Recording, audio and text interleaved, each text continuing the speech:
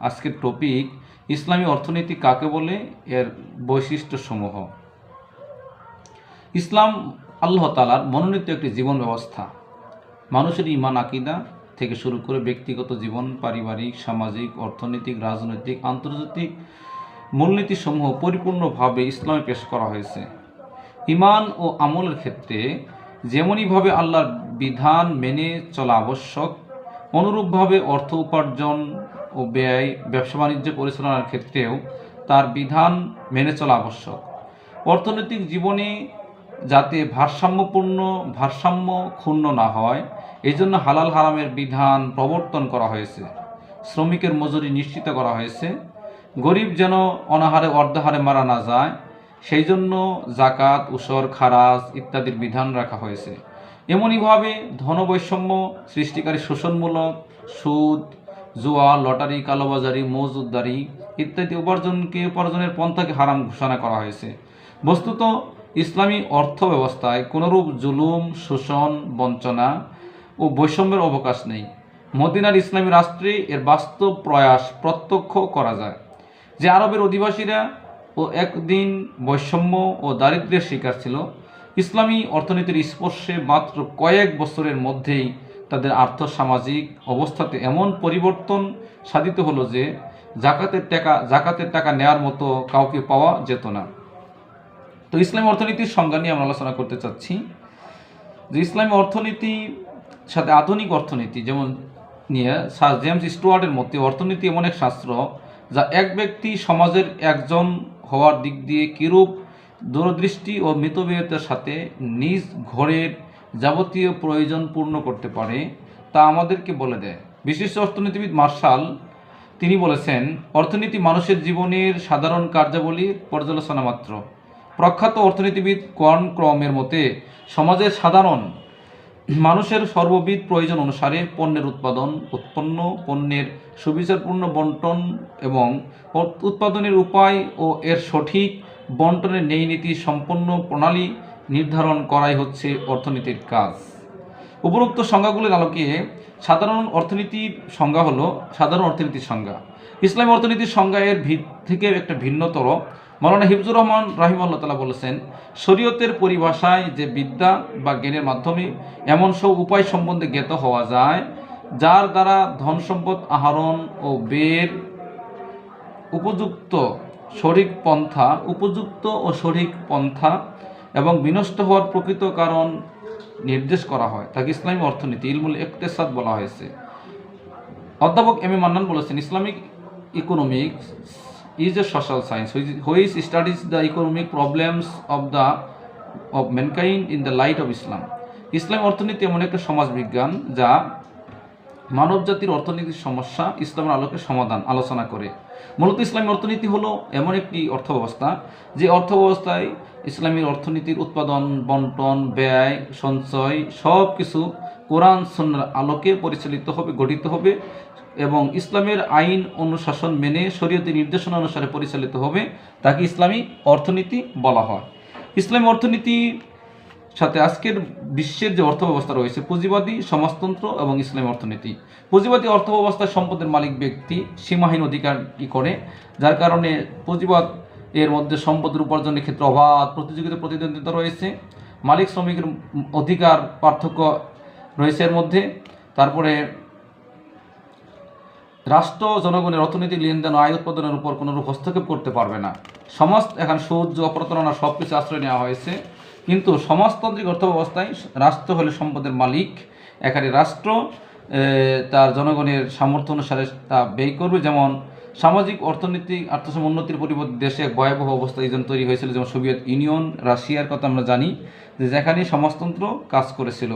সমাজতন্ত্র সেখানে ব্যক্তি স্বাধীনতা সেখানে স্বীকৃত নয়। সমাজতন্ত্রের মধ্যে মধ্যকথা পুঁজিবাদ ও সমাজতন্ত্র কোনোটি মানুষের প্রকৃত সুখ দিতে পারে না। তারপরে মানুষের প্রকৃত সুখ সমৃদ্ধিপূর্ণ অর্থনৈতিক ব্যবস্থা উপহার দিতে সক্ষম হয়নি, বরং উভয়বিধ ব্যবস্থায় মানব জীবনকে আরও অধিকতর জটিল করে তুলেছে। পক্ষান্তর ইসলামী অর্থব্যবস্থায় দুইটি পরস্পর বিরোধী অর্থ ব্যবস্থার মধ্যবর্তী এক সুষ্ঠু ও সুবিচারপূর্ণ অর্থনৈতিক ব্যবস্থা করে। ইসলাম ব্যক্তি মালিকানাকে স্বীকার করে, তবে মালিকানা অবাধ ও শর্তহীন নয়, বরং শর্তযুক্ত। মালিক হলেন আল্লাহ তাআলা, মানুষ হলেন তার তত্ত্বাবধায়ক, আমানতদার।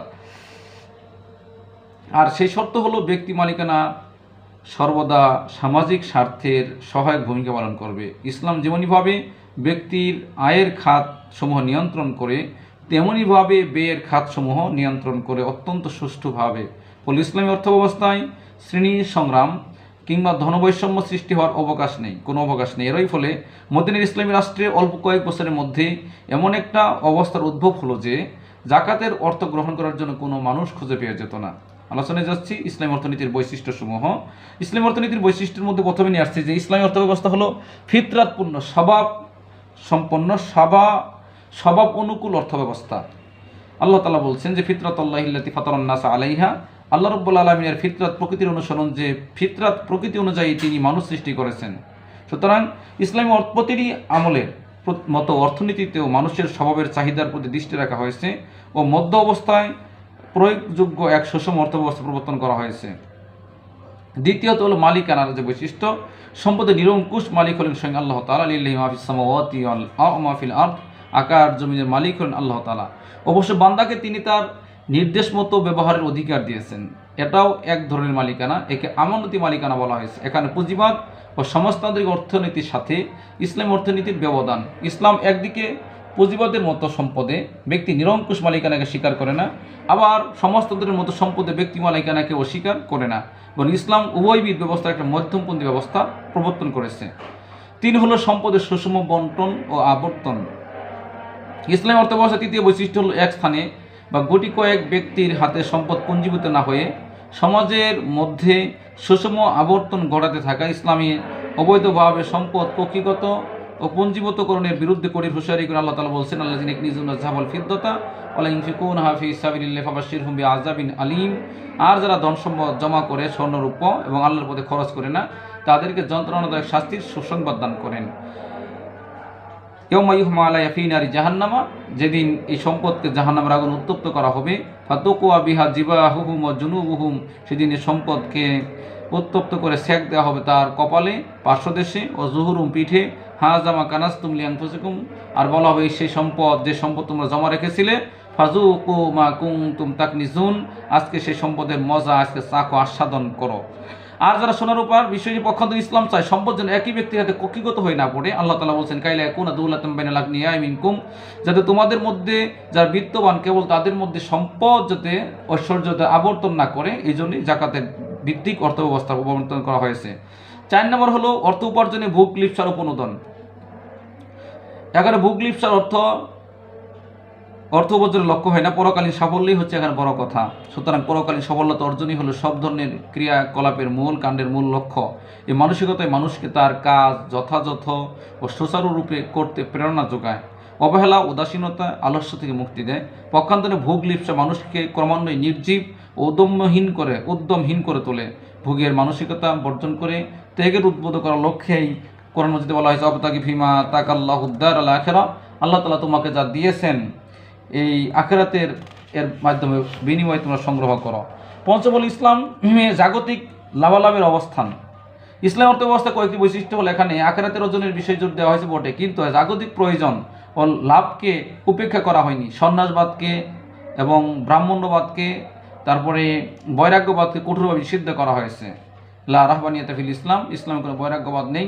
আল্লাহ তাআলা বলেছেন, আল তানসা নাসিবাকা মিনাদ দুনিয়া, দুনিয়ার জাগতিক হিস্সাকে তুমি ভুলে যেও না। কুলু ওয়াশরাবু ওয়ালা তুসরিফু ইন্নাহু লা ইউহিব্বুল মুসরিফিন, খাও পান করো কিন্তু অপচয় করো না। আল্লাহ তাআলা অপচয়কারীকে ভালোবাসেন। হালাল হারামের পার্থক্য রয়েছে ইসলামী অর্থনীতির মধ্যে। অন্যান্য অর্থনীতির মধ্যে সুদ, ঘুষ, মদ, জুয়া, হাউজি প্রতারণা এর বালায় এরকম দাব দিয়ে বিচার করা হয় না, কিন্তু ইসলামী অর্থব্যবস্থায় হালাল হারাম মোতাবেক আয় করতে হবে, হালাল হারাম মোতাবেক ব্যয় করতে হবে। ব্যয় নীতি, আয় নীতি, আয় করতে হালাল পথে, ব্যয় করতে হালাল পথে। সঞ্চয়, ইসলাম সঞ্চয়কেও বৈধ ঘোষণা করছে, তবে সেটা হতে হবে বৈধ উপায়। জাকাত দিতে হবে, ফেতরা দিতে হবে, দান খয়রাত করতে হবে, এগুলি করতে হবে। অর্থনীতিতে আজিমত রুখসাত, ইসলামী অর্থনীতির একটা আজিমত রুখসাত হল হালালের সর্বোচ্চ স্তরকে বলা হয় আজিমত, আর জায়েজের সর্বনিম্ন স্তরকে বলা হয়েছে রুখসাত। কেউ যদি তার অর্থ সম্পদের বছরে শতকরা 2.5 ভাগ শরীয়ত নির্ধারিত নিয়ম অনুযায়ী গরিব দুঃখীদের মধ্যে বিলিয়ে দেয়, ফরজ জাকাত আদায় করে, তাহলে জাকাত আদায় হয়ে যাবে। কিন্তু ইসলাম মুমিনকে এতটুকু সীমাবদ্ধ রাখতে চায় না। আরও উন্নত করতে চায়, এই জন্য তাকে বলা হয়েছে যে এর অতিরিক্ত আরও দান খরচ করতে হবে। নিয়ন্ত্রিত আয় ব্যয়, ইসলামী অর্থ ব্যবস্থার উপর একটি বৈশিষ্ট্য হলো আয় ব্যয় নিয়ন্ত্রণ করতে হবে। গরিব দুঃখী মিসকিন এতিম এদেরকে দিতে হবে, অপব্যয় করা যাবে না। ওয়াতিজাল কুরবা হাক্কাল মিসকিন ওয়াবনাস সাবিল ওয়ালা তুবাজ্জির তাবজিরা, অপব্যয় অপচয় করা যাবে না, পর্যটকদেরকে দিতে হবে, মিসকিনদের দিতে হবে। ইন্নাল মুবাজ্জিরিনা কানু ইখওয়ানা শায়াতিন, নিশ্চয়ই অপব্যয়কারীরা শয়তানের ভাই। অপচয় করা যাবে না, আবার অপব্যয় করা যাবে না, কৃপণতা করা যাবে না, মধ্যম পন্থা অবলম্বন করতে হবে। কর্মসংস্থান অধিকার সংরক্ষণ, রাসূল সাল্লাল্লাহু আলাইহি ওয়াসাল্লাম জনৈক ভিক্ষুক আসলে তিনি কুঠার কিনে দিয়েছিলেন। জাকাত ভিত্তিক অর্থ ব্যবস্থার মাধ্যমে মানুষকে কর্মসংস্থান ব্যবস্থা করতে হবে। শ্রমিকের অধিকার নিশ্চিত করুন, শ্রমিকের ঘাম শুকানোর আগেই তার পারিশ্রমিক দেওয়ার জন্য রাসূল সাল্লাল্লাহু আলাইহি ওয়াসাল্লাম বলছেন শ্রমিককে হয়রানি করা যাবে না। জবাবদিহিতা প্রতিষ্ঠা, ইসলামী অর্থনীতির মধ্যে জবাবদিহিতা গড়ে উঠবে যে দুনিয়ার জীবনই শেষ জীবন নয়, পরকালের জীবনে জবাবদিহি করতে হবে। আল্লাহ রাসূল বলছেন আলা কুল্লুকুম মাসউলুন ও কুল্লুকুম মাসউলুন আন রাইয়াতিহি, সাবধান তোমরা প্রত্যেকে দায়িত্বশীল, প্রত্যেকে তার দায়িত্ব সম্পর্কে জিজ্ঞাসা করা হবে। ইসলামী অর্থ ব্যবস্থায় শোষণ নিপীড়ন দুর্বলকে খতম করার জন্য প্রবণতা নেই। আর্থসামাজিক উন্নয়নের জন্য ইসলামী অর্থ ব্যবস্থার কোনো বিকল্প নেই। এখানে একটা বিষয় হলো যে ইসলামী অর্থ ব্যবস্থা বৈশিষ্ট্যগুলি হবে তাওহীদ ভিত্তিক হবে, আখিরাত ভিত্তিক হবে, রিসালাত ভিত্তিক হবে, তারপরে এখানে উপার্জন হবে হালাল পন্থায়, তারপরে আয় নীতি, ব্যয় নীতি, ব্যয় হালাল হতে হবে, সঞ্চয় নীতি, জাকাত ভিত্তিক অর্থ ব্যবস্থা হবে, সুদ এখানে থাকবে না। জাকাত ধনীদের থেকে নিয়ে গরিবদের মধ্যে বিতরণ করা হয়, পক্ষান্তরে সুদ হলো গরিবদের থেকে নিয়ে ধনীদের মধ্যে দেওয়া হয়, এই জন্য গরিব আরও গরিব হয়ে যায়, ধনী আরও ধনী হয়। এই ইসলামী অর্থ ব্যবস্থার মধ্যে কোরআন সুন্নাহ ভিত্তিক অর্থ ব্যবস্থার মাধ্যমে সমাজকে একটা শোষণমুক্ত, নিপীড়নমুক্ত একটা আধুনিক কল্যাণ রাষ্ট্র হিসেবে গড়ে তোলা সম্ভব। এই জন্য আমরা খেয়াল করব ইসলামী অর্থনীতির আলোকে কোরআন সুন্নাহ ভিত্তিক জীবনযাপন করা এবং হালাল উপার্জন করা, হারাম থেকে বেঁচে থাকা। যেহেতু হাসরের মাঠে 5টি প্রশ্নের মধ্যে 2টি প্রশ্ন হবে কীভাবে তুমি সম্পদ আয় করছো, কীভাবে সম্পদ ব্যয় করছো। এই জন্যে আমাদের মনোবৃত্তি প্রবৃত্তিকে দমন করতে হবে, জাকাত দিতে হবে, ফিতরা দিতে হবে, সম্পদের মোহ রাখা যাবে না, লোভ লালসা হিংসা এগুলি মানে সম্পদের প্রতি যে আকর্ষণ এটা রাখা যাবে না। আল্লাহ রাব্বুল আলামিন সম্পদ দিয়ে বান্দার মন যাচাই করেন, সে সম্পদ আমার রাস্তায় খরচ করে কিনা, আরেকজনকে না দিয়ে পরীক্ষা করেন এতে সে সন্তুষ্ট কিনা। এই জন্য আসো আমরা চেষ্টা করব, আমরা আল্লাহ তাআলার ফরজ বিধান জাকাত তো দিবই, দান খয়রাত করব। ইসলামী অর্থ ব্যবস্থার আলোকে আমাদের সমাজ রাষ্ট্র যাতে পরিচালিত, এই জন্য সর্বময় আল্লাহ তাআলার কাছে আমরা দোয়া কামনা করব, চেষ্টা করব। আল্লাহ তাআলা আমাদের সবাইকে সেই তৌফিক দান করুক।